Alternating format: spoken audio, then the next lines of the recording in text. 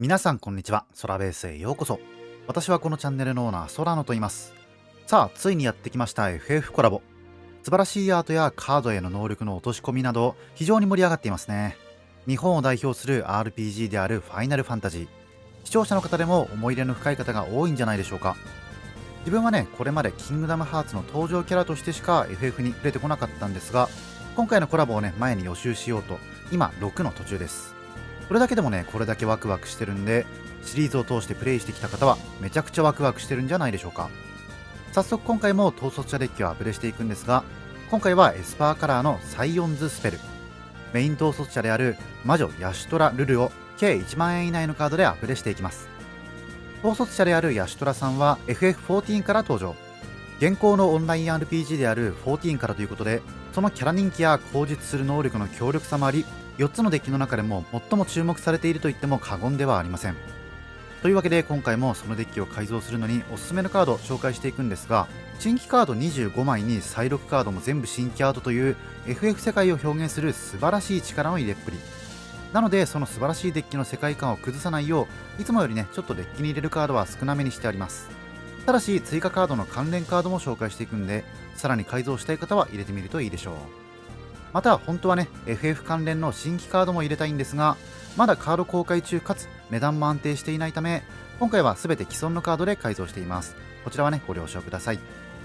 今回もデッキのレベルは56、ブラケット3、バトル帯を目指して構築していきます。価格はハレリアさんの価格を参考にし、計1万円以内になるよう選択しています。紹介するカードは統率者と相性がいいものを優先し、汎用的な除去や土地カードは極力入れない方針ですんで、そこら辺はね個人で調整してみてください。今回も紹介するカードをテーマに分けて紹介していきます。それではどうぞ。それでは早速統率者の紹介に入っていきましょう。今回の統率者は魔女ヤシュトラルル。高度な魔法を操る強力な魔術師です。今回はちょっとストーリーが進み、黒魔法を操る魔女のジョブになった姿で登場です。エスパーカラーの4マナ24、警戒を持つ猫邪術師。各終了ステップ開始時にそのターンプレイヤー1人が4点以上のライフを失っているとワンドローする能力と、自分が3マナ以上のノンクリーチャースペルを唱えるたび各対戦相手に2点ダメージを与え、自分は2点回復します。終了以上の呪文を唱えるだけでライフ差を広げ、さらにそのダメージをドローにも変換できる強力な効果。各効果は独立しているため、下の効果で4点与える必要はなく、戦闘ダメージや自分が与えられたダメージでも OK です。継続的なダメージとドローからヘイトを貯めやすそうなんですが、回復である程度1人で耐えられるのがすごいです。マナ総量3以上という条件があるんで、条件を満たすと少ないマナで唱えられるピッチスペルと相性抜群。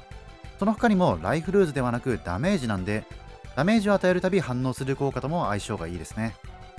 今回のサブ統率者は時空を渡りし者グラハティア。呪文を唱えるとトークンを生むタイプの統率者です。そのため元のデッキにはトークン生成系がね何枚かあったんですが、こちらは今回のコンセプトとはちょっとずれるんで抜いてあります。それでは早速おすすめカード紹介に入っていきましょう。どうぞ。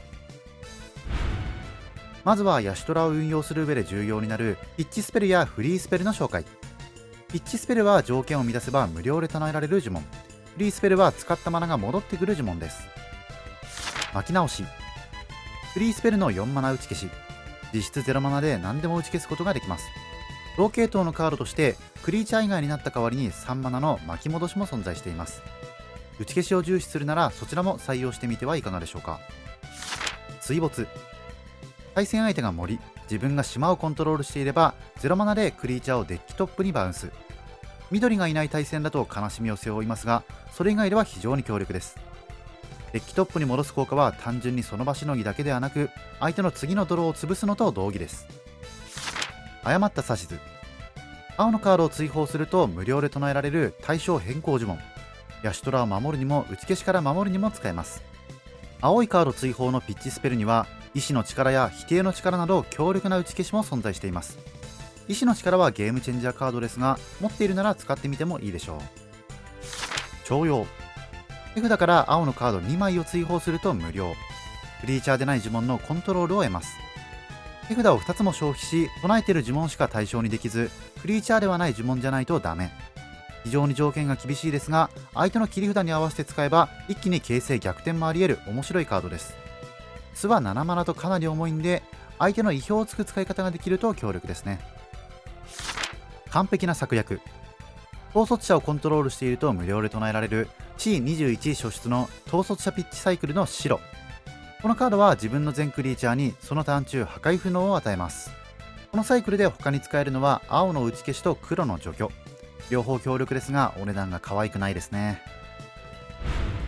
次はヤシトラにつけるオーラの紹介。ダメージ誘発で効果を発揮するものを選定しました。好奇心。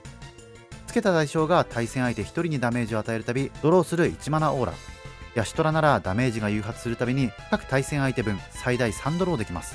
これはオーラ全体に言えることなんですが、ただでさえヘイトを買いがちなヤシトラに強力なオーラがついたら除去を飛ばされるのは自明のり。しっかり打ち消しや防御呪文を握ってからつけましょう。知恵の蛇の目。好奇心に瞬足がついた代わりに3マナになったオーラ。瞬足で隙を減らすとともにヤシトラの誘発も狙えます。ちなみにこの系統にはもう1枚3マナに1で結婚を持つ2人組の見張り版というカードもあります。クリーチャーなんで除去されやすく今回は不採用ですが、ヘイトを分散させるという意味では一向の余地ありです。教訓種の兜。このデッキのオタクカードシャドウムーアのオーラです。その効果はつけたクリーチャーがダメージを与えるたび、それが青なら11修正と1ドロー、それが黒なら11修正とディスカードというもの。こちらワードを稼ぎながら相手のリソースを削り取るめちゃくちゃ強力なオーラですね。ただし4マナと重く除去耐性は何もなし。これを守れるかどうかで試合の展開は大きく変わりそうです。眠りの飲形。こちらもヤシトラのオタクカード1マナオーラでダメージを与えるとそのプレイヤーの生物をバウンスします。基本的には除去ですが ETB を再利用されるのは考えもの。単除去と合わせて相手の場をコントロールしましょう。ファイレクシアか。おそらくこのデッキで最もヘイトを買うカード。つけたクリーチャーに感染を与えます。感染を持って3マナ以上連打すればゲームセット。見た目の脅威度が爆上がりするんで今回は紹介のために採用しましたが、正直ね実用的かはちょっと怪しいですね。次はリソース補充を行うカードを紹介。先ほど紹介したオーラも強力ですがそれ以外を紹介します。川の殺し屋シグ。各終了ステップに対戦相手1人が3点ライフを失っていればワンドローできる電出のマーフォーク。1点条件が軽いヤシトラのドロー能力ですが自分のライフには反応してくれません。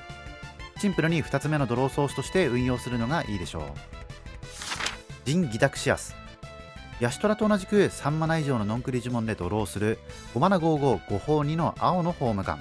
ヤシトラと並んでアドバンテージを確保してくれます。ハンドが7枚ある状態で4マナ払うと英雄弾に変身。1章で現在のハンド枚数と同じ数のドロー。2章でファイレクシアン以外を全バウンス。3章でハンドから好きなだけ呪文を唱えることができます。1章が誘発する時点でハンドは7枚のはずなので大量ドロー。3章の大量キャストで一気にダメージを稼ぎたいんですが、2章でヤシトラがハンドに戻るんでちょっとリスシナジーですね。とはいえそれぞれ超強力な効果なんで普通に使えば十分な効果を発揮してくれるでしょう。ホブのリフレイン。大気3持ちの6マナ2ドローソーサリー。これだけだと弱いんですが解決時に勝手にまた待機されます。3ターンに1回自動で2ドロー。元が6マナなんでヤシトラもしっかり誘発。コントロールデッキなんで試合を長引かせやすく、それだけアドバンテージ量も膨大になってきます。アルハマレットの書庫。自分の回復とドローを2倍にする電出なアーティファクト。4点回復に2ドロー。ただ強いですね。問題点はこれだけでは何もしない5マナファクトという点。これを許容できれば非常に強力です。次はダメージを稼ぐカードの紹介です。今回はコンボ不採用なんでしっかりライフを削ります。白母バラのトゲウィト。ライフを得るたびに対戦相手にその分ダメージを与える吸血鬼。よく2枚コンボで紹介されますが今回は単品での採用です。ヤシトラ1回の誘発で追加の2点、つまり1回で4点ダメージの条件を満たすことが可能です。5マナと重いですが味方に反抗を付与することができるためヤシトラ1回で計8点回復ができるようになります。1回で8点も回復されたら普通のダメージでは対処不可能。攻めも守りもこなす優秀な吸血鬼です。ちなみに2枚コンボというのは極上の血や血に飢えた征服者といったダメージを与えると回復する真逆の能力を合わせることで無限ドレインになるというもの。ビトと同じ回復分ダメージは亜種がいっぱいあるんですがダメージで回復は現状さっきの2種のみ。そそのため結構お値段がするんで、今回は不採用としています。どちらか片方の採用でも十分なんで、決定力を高めたい方は採用してみてください。配分の領事カンバール。対戦相手がノンクリ呪文を唱えるたびにそのプレイヤーから2点ドレイン。特に行動を阻害するわけではありませんが、地味にいやらしくライフを削っていきます。痛ましい苦境。対戦相手が呪文を唱えるたびに5点ライフを失わせるかディスカードをさせるエンチャント。5マナと重いですが効果は強烈。何か唱えるたびに5点かディスカードはさすがにやってられません。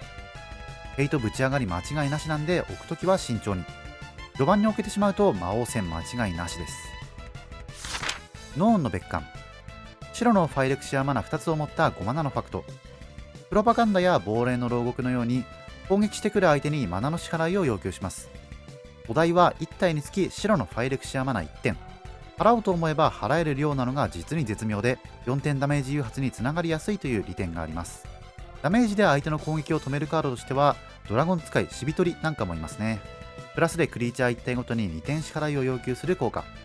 自衛効果なんでプレインズウォーカーながら落とされにくいのが利点です。最後はこれまでの分類に当てはまらない個別に強力な能力を持ったカードをまとめて紹介します。蘭渓学園の使い魔。白と黒の呪文のコストを1減らす青の使い魔。このデッキは誘発の条件上呪文のコストがちょっと重め。こういったコスト軽減系はあって損はないでしょう。デッキ内のカードの色の偏りによっては各種メダリオンの採用も良さそうです。よなれた見張りデルニー。パワー2以下のクリーチャーの誘発が2倍になり、パワー3以上にブロックされなくなる弱者の味方。ヤシトラをはじめこのデッキはねパワーが低めなんで、デルニーの恩恵を十分に受けることができます。強力な分お値段は高いんですが、こいつは本当に価格が安定しませんね。1000円から3000円をフラフラしてるんで、安かったら1枚買っておくと便利です。ちなみに今は時期が悪いです。養子連れ。5マナで非伝説のコピーを生成するソーサリー。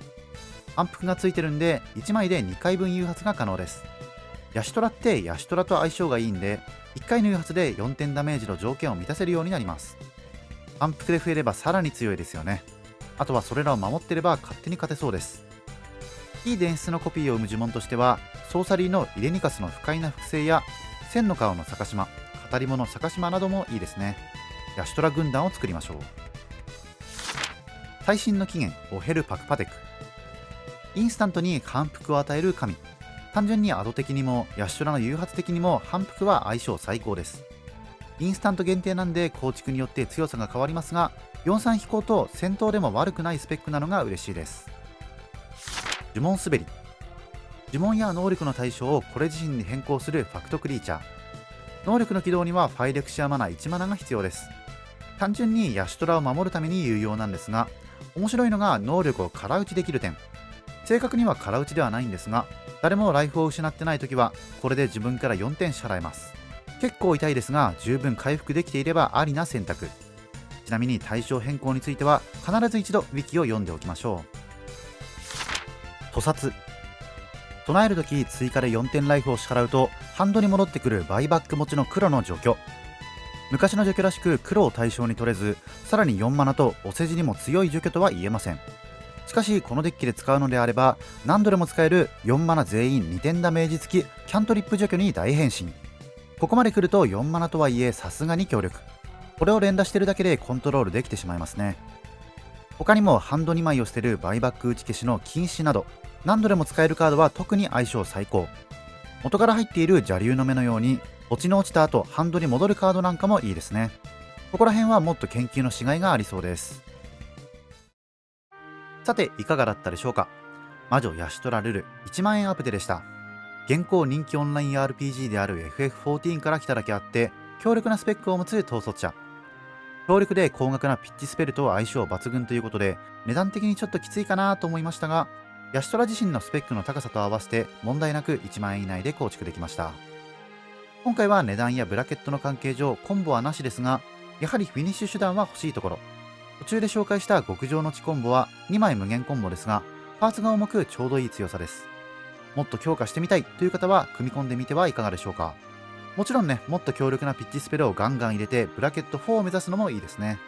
デッキの中身は結構変わると思いますが、十分高レベルでも通用する統率者です。というわけで今回の動画はこれでおしまい。FF コラボの動画はまだまだ続きます。次回は FF7、ナヤカラーのデッキリミットブレイクから元ソルジャークラウドを紹介します。お楽しみに。この動画が面白いと思ったら高評価、チャンネル登録、X のフォローをお願いいたします。それでは次回の動画でまたお会いしましょう。バイバイ。